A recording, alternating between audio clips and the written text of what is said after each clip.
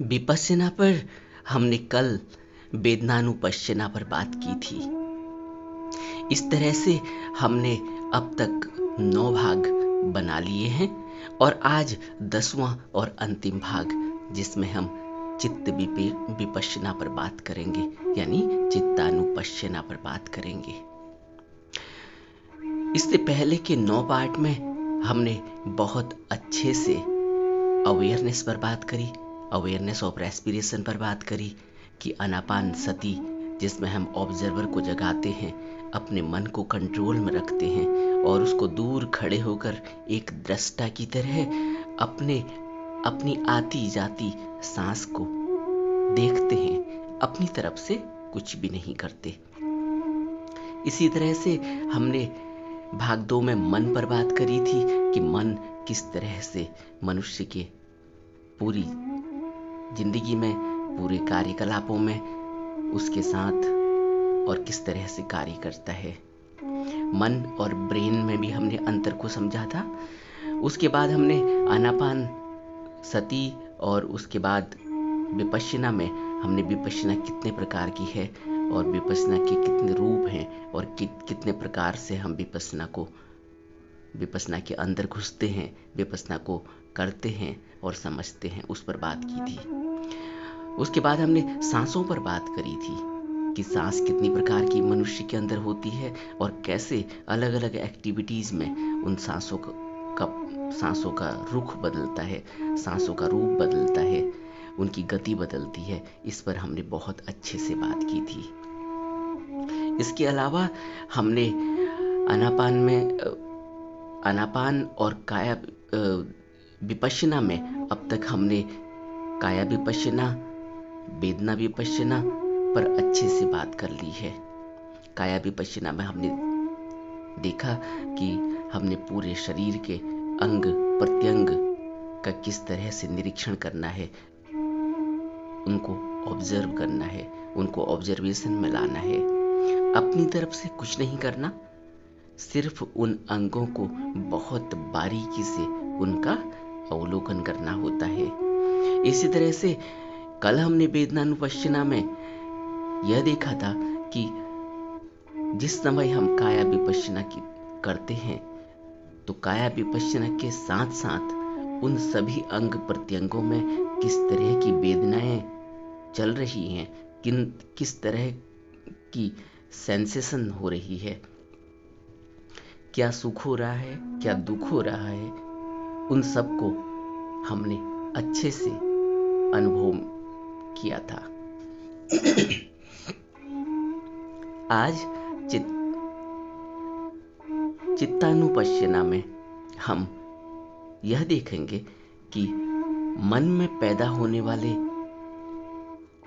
जो भी 5 विकार हैं मुख्य रूप से, जिनको हम काम, क्रोध, लोभ, मोह और अहंकार कहते हैं, इन 5 विकारों को हम ऑब्जर्व करते हैं। जब हम अभ्यास में बैठते हैं, जैसे हमने पहले बात की है कि उससे पहले हम आनापान सती को बहुत अच्छे तरह से साध लेते हैं और आनापान का गहरा अभ्यास करने से हमारे अंदर ऑब्जर्वर सजग हो जाता है।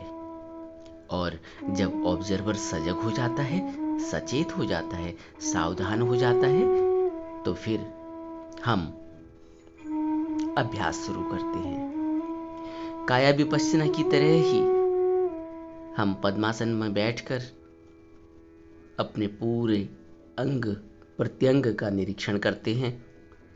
वेदनानुपश्यना में हम अपने अंग प्रत्यंग का निरीक्षण करते हुए उनमें क्या वेदनाएं चल रही हैं, क्या सेंसेशन चल रही है, उसको देखते हैं। और चित्तानुपश्यना में हम मन में पैदा होने वाले राग, द्वेष, मोह, लोभ, क्रोध जैसे विकारों को अनुभव करते हैं। चित्तानुपश्यना और वेदनानुपश्यना यह 24 घंटे की साधना है। काया विपश्यना भी 24 घंटे की साधना है, क्योंकि यह साधनाएं ऐसी हैं जो हम कहीं भी, कभी भी, कैसे भी कर सकते हैं।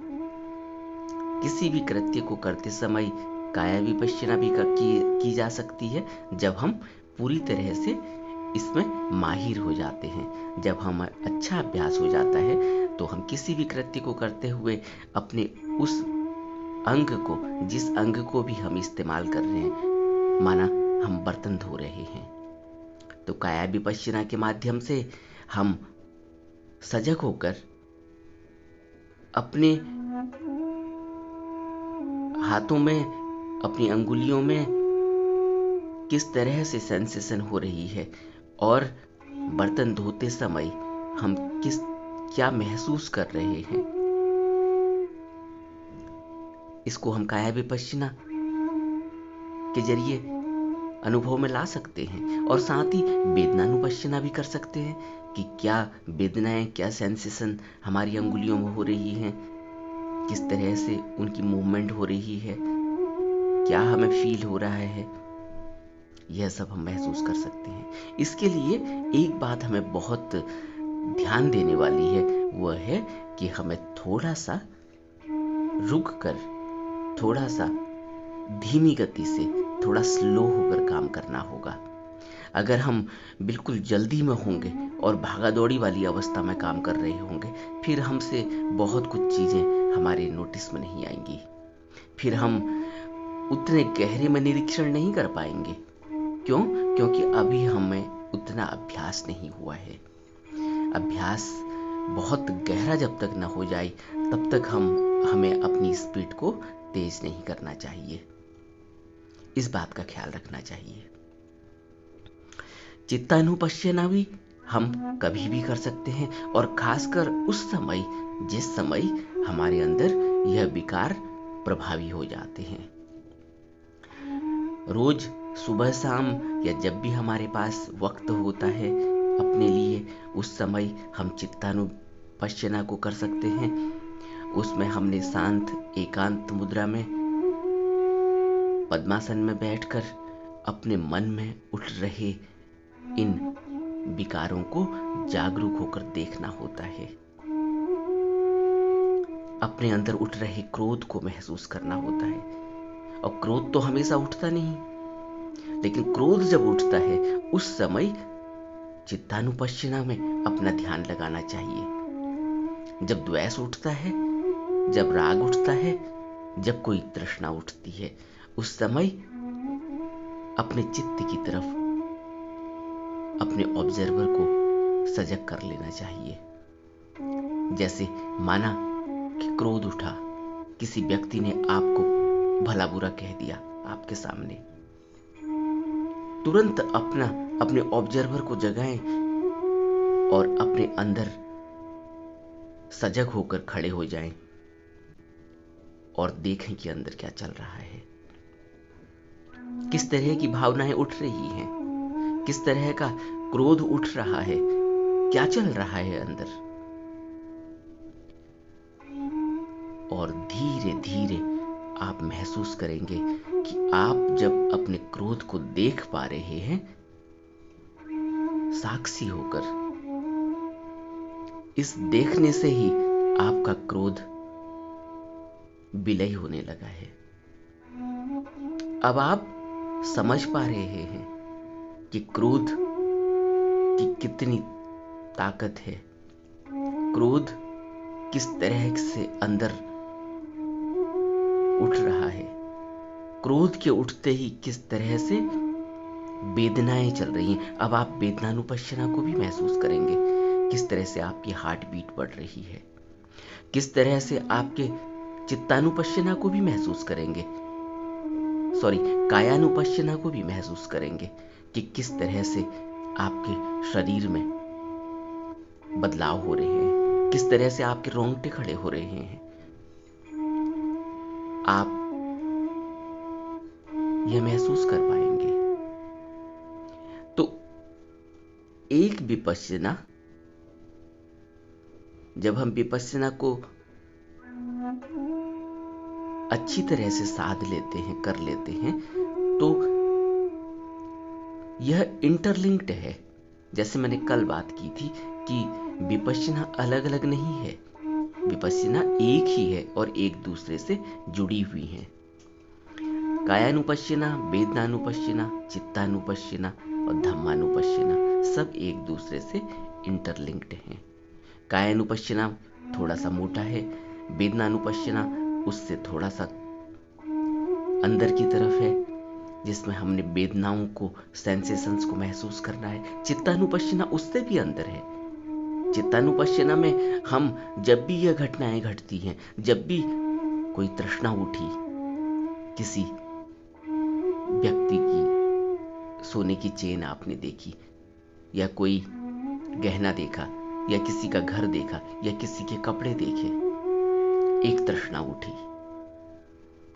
और आप सजग हो गए। क्यों दुख इस दुनिया में, इस संसार में दुख इतना क्यों है? बुद्ध क्यों कहते हैं कि इस संसार में दुख है? इसीलिए कहते हैं कि मनुष्य सोया हुआ है, वह प्रमादवश है, और उसका प्रमाद इतना गहरा है कि उसको अभी तक यह महसूस ही नहीं हो रहा है कि उसके अंदर क्या चल रहा है। अब आप सोचो, आपने किसी की सोने की चेन देखी, या आपने किसी के कपड़े पहने हुए देखे, अगर प्रमाद गहरा है, अगर आप साधना में नहीं है विपश्यना की, तो क्या होगा? आपके अंदर एक तृष्णा उठेगी, आप अपने बैंक बैलेंस को देखने लगेंगे, आप अपनी जेब को टटोलने लगेंगे कि क्या मैं भी यह ले सकता हूं, यह अच्छा लग रहा है। और यह भी हो सकता है कि आप उससे कहकर उसके साथ ही उस दुकान में चले जाएं और उस सामान को खरीद लाएं। वह जरूरत का हो या जरूरत का ना हो, मैं इसकी बात नहीं कर रहा हूं। मैं यह कह रहा हूं कि एक भाव उठा, एक विचार उठा, किसी दृश्य को देखकर, किसी वस्तु को देखकर, और किस तरह से एक्शन ले लिया गया, किस तरह से कर्म का रूप उस विचार ने ले लिया। इसको बुद्ध कहते हैं कि अगर सजगता नहीं है, अगर ऑब्जर्वर जगह नहीं है, अगर मन सजग नहीं है, और सजग कैसे होगा? आनापान सती से सजग होगा। अगर आनापान सती यानी observation of, awareness of respiration अगर गहरा नहीं है, अगर हमारा अभ्यास आनापान सती का गहरा नहीं है, तो हम ऑब्जर्वर को नहीं देख पाएंगे। और जब भी घटनाएं घट रही हैं, उस समय ऑब्जर्वर अगर नहीं जगा, अगर हमें इतना होश नहीं हमारे अंदर जग पाया, और घटना के घटते ही, घटने से पहले अगर हम अपने तरफ नहीं मुड़ पाए और अपने को नहीं देख पाए, तो इससे यह पता चलता है कि हमारा अभ्यास अभी कच्चा है, अभी हम कहीं भी नहीं हैं, क्योंकि हम कृत्य अभी भी उसी तरह से कर रहे हैं जिस तरह से हम विपश्यना साधना से पहले करते थे। जिस समय हम प्रमाद में थे, अभी भी हमारा प्रमाद गहरा है। हमें यह हमारे अभ्यास की अब यह परीक्षा है। चित्तानुपश्यना परीक्षा की घड़ी होती है, क्योंकि क्रोध हमेशा नहीं उठता। क्रोध तो कभी कभी उठेगा, जब सामने वाला कुछ ऐसा कह देगा, ऐसा कर देगा जो आपके मन को नहीं जचा, जो आपसे, आपकी भावनाओं से मेल नहीं खाता, तो आपके अंदर क्रोध उठेगा। और उस समय अगर आप सजग नहीं हुए, आपका ऑब्जर्वर आपके सजग नहीं है, सोया हुआ है, तो उस क्रोध में आप कृत्य कर जाएंगे और फिर उसका परिणाम भुगतना पड़ेगा। लेकिन अगर ऑब्जर्वर जगा हुआ है, आप उस क्रोध को देख पाए, तो धीरे धीरे आप उस क्रोध के साक्षी हो जाएंगे, और क्रोध में जो कृत्य होना चाहिए था वह नहीं हो पाएगा। और तब आपको उस क्रोध के कारण का पता चलेगा कि यह व्यर्थ है, यह बात ही व्यर्थ है। बुद्ध यही तो कह रहे हैं। बुद्ध को भी कोई क्रोध करता है, मुंह पर गाली देता है, लेकिन बुद्ध सजग हैं, परम होश में हैं। हम कहीं भी नहीं हैं। इसीलिए बुद्ध क्या कहते हैं कि यह इसकी स्वतंत्रता है कि यह गाली दे सकता है, लेकिन उस गाली को मैं लूं या न लूं यह मेरी स्वतंत्रता है। अब आप महसूस कर पा रहे होंगे कि कितना होश होना चाहिए। और जिस दिन भी इतना होश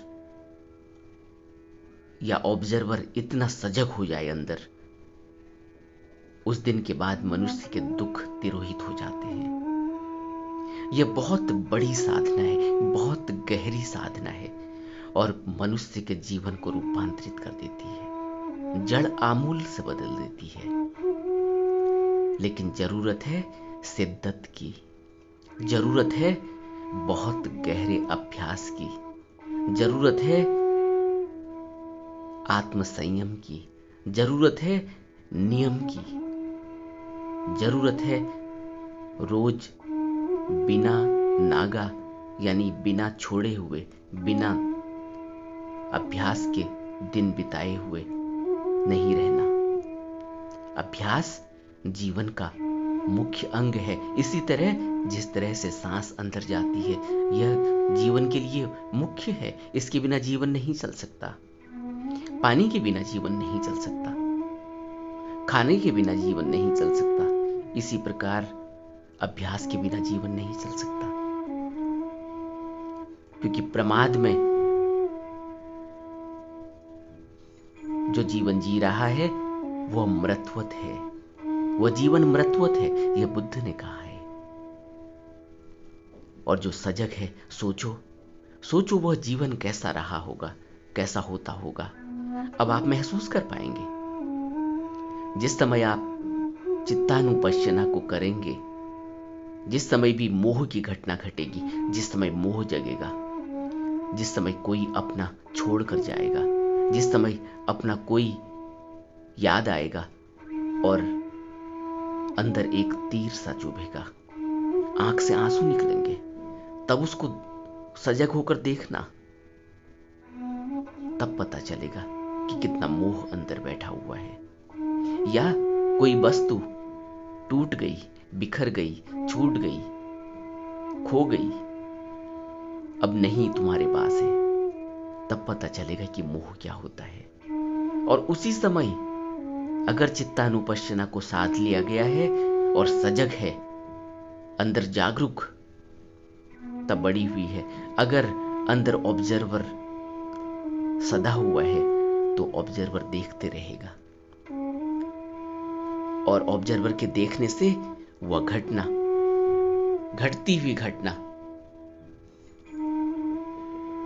का बिल्कुल साक्षात होगा, और साक्षात होने से ही वह घटना गायब हो जाएगी, वह घटना तिरोहित हो जाएगी, वह विलय हो जाएगी। और तब पता चलेगा कि जीवन अब कितना बदल गया है। तब पता चलेगा कि मेरी साधना का मुझे क्या परिणाम मिल रहा है। और एक दिन चित्तानुपश्यना के बाद धम्मानुपश्यना है। कभी आपने महसूस किया कि आनापान सती सबसे पहले है? क्यों? क्योंकि अवेयरनेस ऑफ रेस्पिरेशन सबसे पहले ऑब्जर्वर को जगाना है, होश को साधना है, आती जाती सांस को देखना है, दृष्टा को जगाना है। और दृष्टा के जगते ही कायानुपश्यना यानी अपने इस स्थूल शरीर को देखना है, जिसको हम रोज 24 घंटे जो हमारे साथ रहता है। देख रहे हैं किस तरह से बुद्ध ने इस तकनीक को विकसित किया है। पहले स्थूल को देखा जा सकता है, फिर स्थूल के अंदर हो रही वेदनाएं, भावनाएं, कुछ सरक रहा है, मोटा मोटा कुछ सेंसेशन हो रही है जो महसूस हो रही है, बहुत आसानी से महसूस की जा सकती है। वेदनानुपश्यना, उसका अभ्यास करना होता है। फिर चित्तानुपश्यना जो और गहरे में है, जो कभी कभी दिखता है। क्रोध कभी कभी दिखता है, हर समय 24 घंटे नहीं दिखता। मोह 24 घंटे नहीं दिखता, मोह भी कभी कभी दिखता है। लोभ 24 घंटे नहीं दिखता, कभी कभी दिखता है। और जब दिखता है उसी समय अगर जागरूक होकर देखा जाए तो वह विलय हो जाएगा, वो खत्म हो जाएगा। सजग भाव से देखने से जो वेदनाएं हैं, जो विकार हैं, वो तिरोहित हो जाते हैं। वह जड़ आमूल से नष्ट हो सकते हैं। जोर लगाने से कुछ नहीं होगा, जोर लगाने से वह नष्ट नहीं होंगे। देखने से, जागरूक चित्त से देखने से नष्ट होंगे। कोई व्यक्ति सिगरेट नहीं छोड़ सकता, कोई व्यक्ति शराब नहीं छोड़ सकता, कोई व्यक्ति बुरी आदतों को नहीं छोड़ सकता, चाहे वो जितना मर्जी ताकत लगा ले। शरीर से ताकत लगाने की बात नहीं है। कैसे कैसे छोड़ेगा? जागरूक चित्त से छूट जाएगा। जिस दिन भी कोई सिगरेट पीने वाला व्यक्ति अपने आप को सजग होकर ऑब्जर्वर की तरह देखेगा, उसी दिन सिगरेट छूट जाएगी। सिगरेट प्रमाद की निशानी है, शराब प्रमाद की निशानी है, और कोई भी राग रंग प्रमाद की निशानी है, और कोई भी शील का पालन नहीं करना प्रमाद की निशानी है। गहरे प्रमाद की, घोर अंधेरे की निशानी है। मनुष्य के अंदर बहुत घना अंधेरा है, इसीलिए बुद्ध कहते हैं कि इस संसार में दुख है, जबकि बुद्ध इसी संसार में रहते हैं और दुख सुख से ऊपर रहते हैं। बुद्ध को कोई तकलीफ नहीं, बुद्ध को कोई दुख नहीं, बुद्ध आनंद में है, बुद्ध परम आनंद में है, बुद्ध निर्वाण में है, बुद्ध समाधि में है, और हम दुख में घसीट रहे हैं। हमारा जीवन इतना दुखी और इतना जमीन के अंदर कीचड़ में सना हुआ है। क्यों? जबकि बुद्ध भी इसी धरती पर रह रहे हैं और बुद्ध कहते हैं यहां दुख है। अपने लिए नहीं कह रहे, हमारे लिए कह रहे हैं। देख रहे हैं हमारे दुख को, इसलिए कह रहे हैं, और दुख से मुक्ति होने का उपाय भी बता रहे हैं, आर्य अष्टांग योग। और आर्य अष्टांग योग में जब सम्यक व्यायाम की बात करते हैं, तो सम्यक व्यायाम में जब वो कहते हैं कि धम्म का अभ्यास करना होगा, तो यही धम्म का अभ्यास है। कायानुपश्यना, वेदनानुपश्यना, अनापान सति, चित्तानुपश्यना। और जिस समय भी चित्तानुपश्यना, जिस समय भी यह काम, क्रोध, लोभ, मोह, अहंकार उठे, तत्क्षण खड़े हो जाओ, एक ऑब्जर्वर की तरह सजग हो जाओ अंदर से, तो तुरंत ही वह काम, वह कामनाएं, वह वासनाएं ऐसे ही तिरोहित होने लगेंगी, जैसे एक अंधेरे कमरे में एक माचिस की तिल्ली जलते ही, रोशनी होते ही सारा अंधकार विलय हो जाता है। उसी तरह वो वासनाएं विलय हो जाएंगी। जैसे ही अंदर ऑब्जर्वर जगा, ऐसे ही एक रोशनी प्रकट होती है, और वह रोशनी सारे काम, क्रोध, लोभ, मोह, द्वेष, राग, तृष्णा, आशा जैसे विकारों को, वह विकार कब गायब हो जाते हैं पता ही नहीं चलता। ऐसे ही जैसे अंधेरा गायब हो जाता है रोशनी के आते ही। अंधेरे को धक्का मार के बाहर थोड़ी भगाना होता है, रोशनी जगानी है। और ये रोशनी को क्या है? ऑब्जर्वर, और अंदर ही बैठा हुआ है, कहीं बाहर से भी नहीं लाना। यह बहुत ही अच्छी साधना है, बहुत ही गहरी साधना है, और एक ऐसी साधना है जो हर व्यक्ति कर सकता है, कभी भी कर सकता है, कहीं भी कर सकता है। किसी भी जाति का हो, किसी भी संप्रदाय का हो, किसी भी देश का हो, कुछ भी फर्क नहीं पड़ता। आदमी हो, औरत हो, बच्चा हो, कुछ भी फर्क नहीं पड़ता। कुछ जानता हो, समझता हो, कुछ भी फर्क नहीं पड़ता। पढ़ा लिखा हो, नहीं पढ़ा लिखा हो, कुछ भी फर्क नहीं पड़ता। यह कोई भी कर सकता है।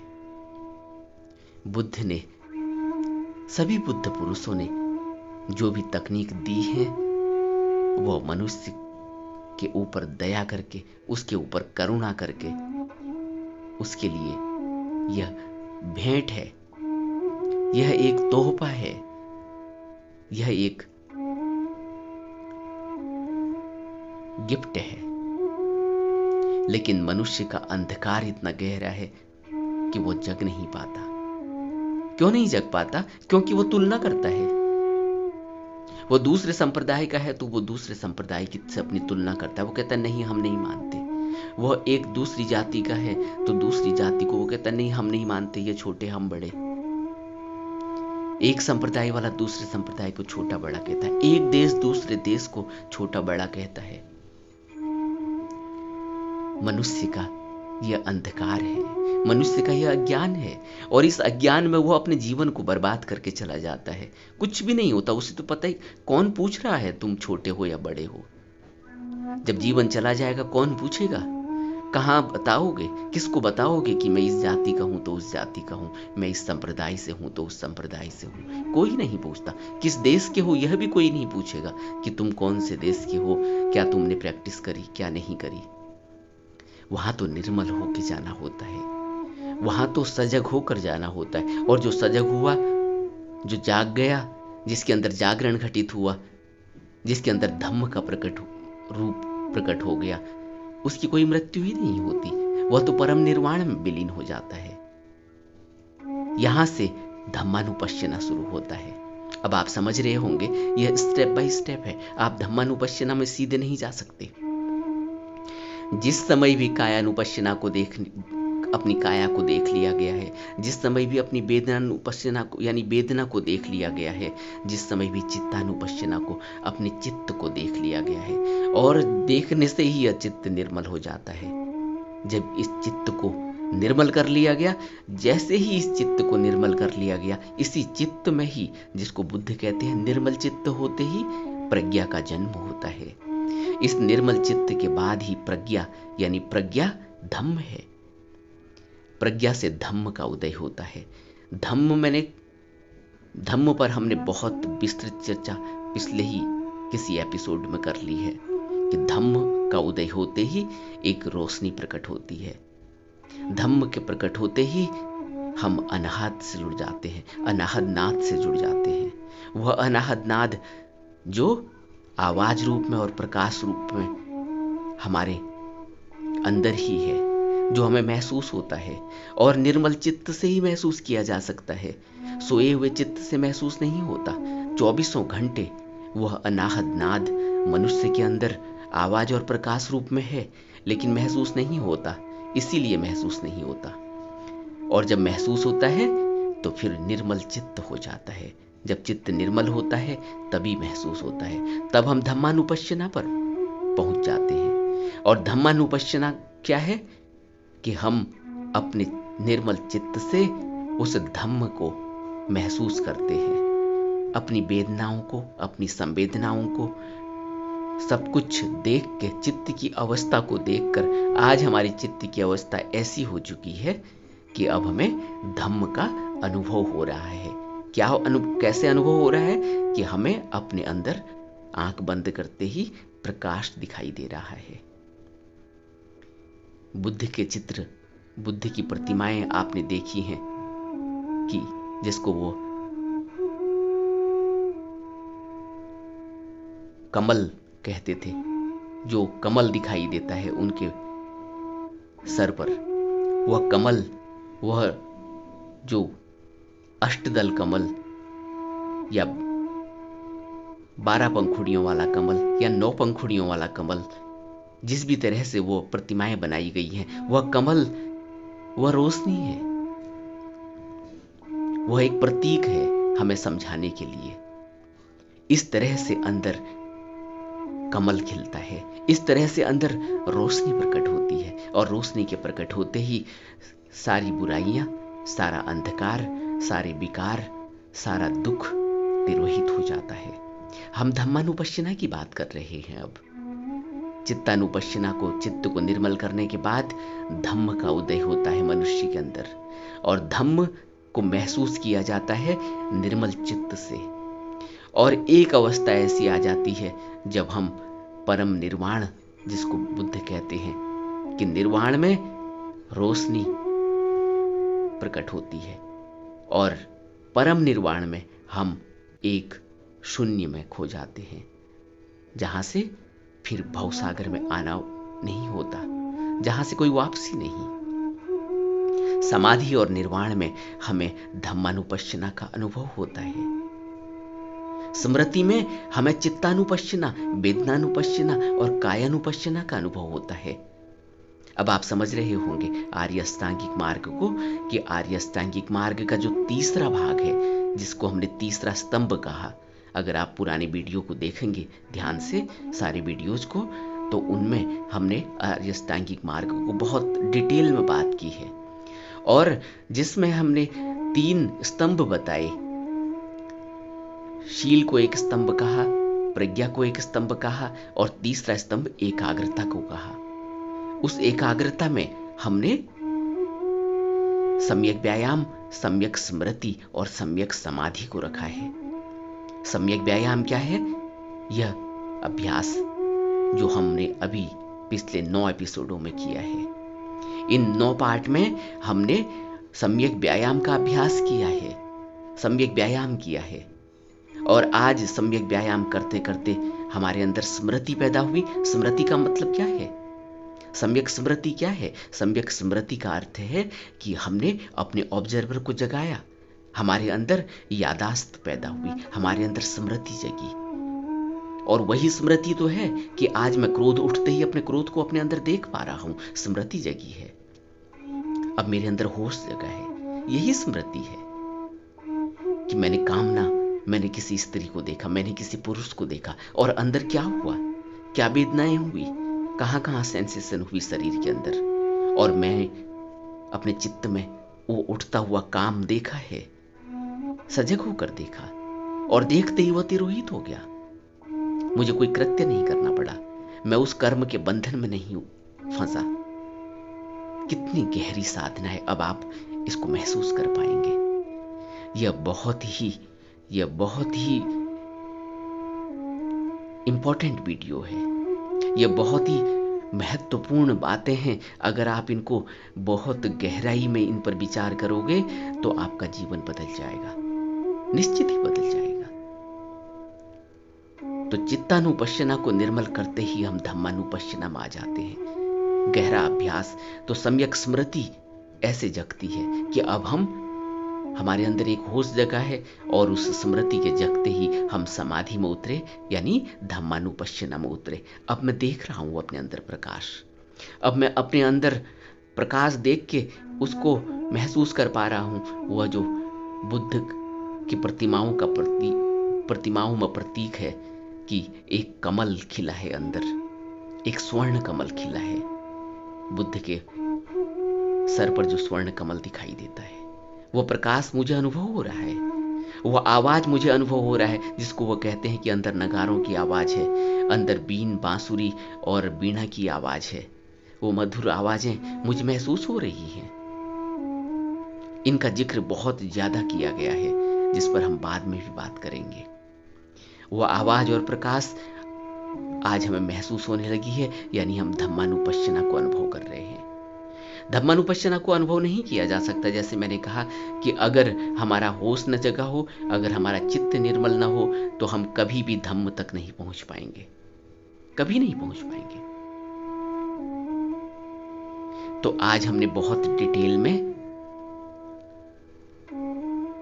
बात की है चित्तानुपश्यना पर, और बहुत डिटेल में बात की है धम्मानुपश्यना पर, और इसके साथ ही हमने विपश्यना के 10 भागों में हमने पूरी विपश्यना को संपन्न कर लिया। और जिसने भी पहले से अभ्यास किया है, जो अभ्यास करता ही है, उसको इससे जरूर फायदा पहुंचेगा, इन 10 भागों से, 10 पार्ट से।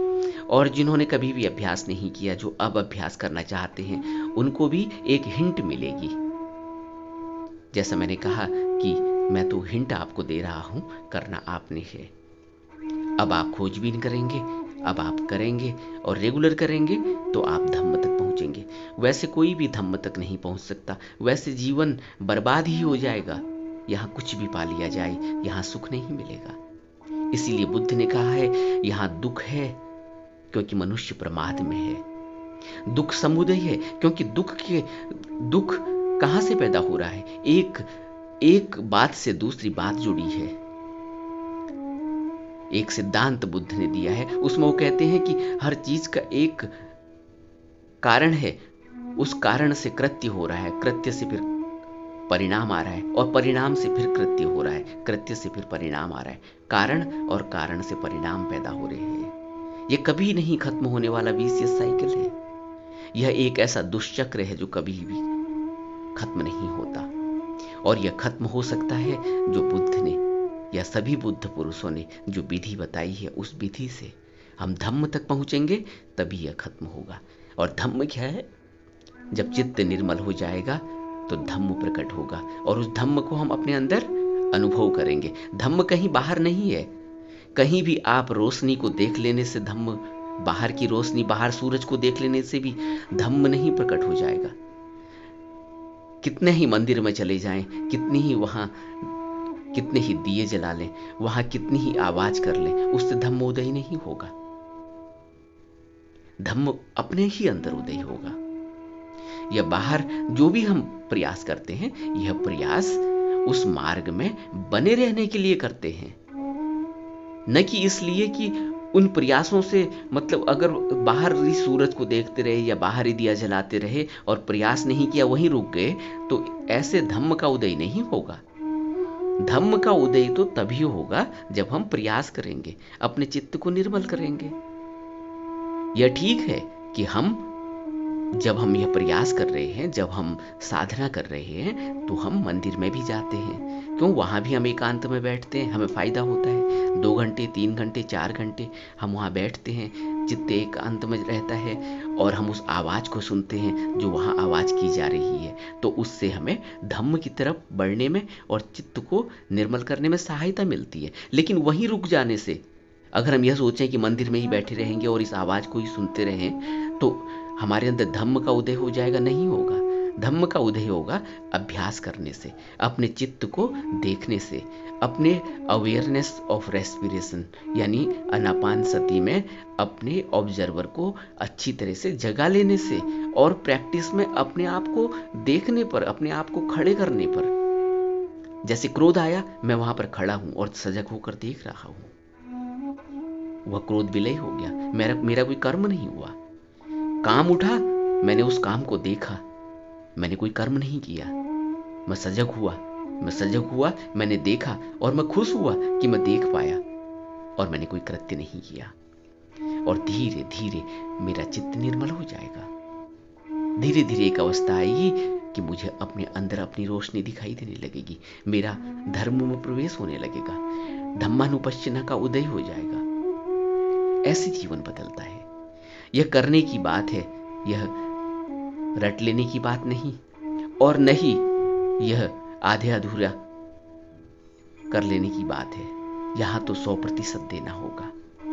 यहां तो बहुत गहरे में अपने को लगाना होगा, अपने को साधना होगा। इसीलिए इसको साधना कहते हैं। तो इन 10 भागों में हमने बहुत अच्छे तरीके से, मैं समझता हूं कि विपश्यना को समझा है। और इसी तरह से विपश्यना को समझते हुए हमने पूरे बुद्ध के दर्शन को समझा है। हमने सभी बुद्ध पुरुषों की जो विधि है, बुद्ध पुरुष जो कहना चाहते हैं इस संसार में, जो बुद्ध पुरुष बार बार जोर दे रहे हैं अभ्यास पर, उसको समझा है कि क्यों मेडिटेशन इतना जरूरी है। हमने इसको समझा है। इसके साथ ही हमें यह पता चला कि ध्यान जीवन में कितना जरूरी है। तो इस वीडियो को यहीं समाप्त करके हम विपश्यना को यहीं समाप्त करते हैं। इन 10 भागों में हमने पूरी विपश्यना को अच्छे से किया है। अभी इसी आशा और विश्वास के साथ कि अब हम रोज रोज खूब अच्छे से और अपने 100% अपनी ऊर्जा को अभ्यास में लगाएंगे, और रोज रोज अभ्यास करेंगे, और अभ्यास करके उस अवस्था में पहुंचेंगे जहां अपने ही अंदर प्रज्ञा का उदय होगा, धम्मानुपश्चिना, धम्म का उदय होगा, प्रकाश भी दिखाई देगा, आवाज भी सुनाई देगी, और वह स्वर्ण कमल भी जो बुद्ध हम सबसे उम्मीद करते हैं कि यह हमारा हक है, यह हमारा धम्म है। इसी को वह कहते हैं, एहि धम्मो सनातनो। यह सबका हक है, सब इसको पा सकते हैं।